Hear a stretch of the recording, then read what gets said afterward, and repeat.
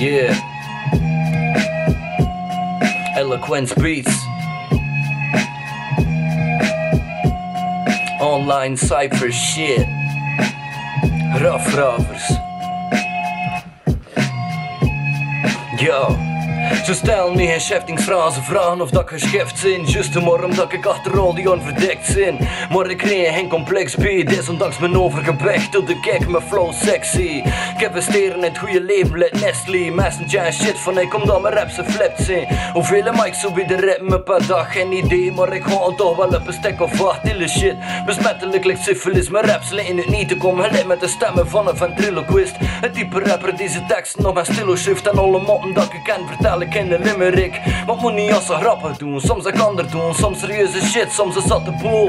Je begrijpt wat ik bedoel, gelijk wat dat we doen. De gravers laten in de sporen achter lekker paddenstoel. Dat is cool, hoor ik in de verte zeggen. Dat is beter dan die man die hele dagen naar te fretten.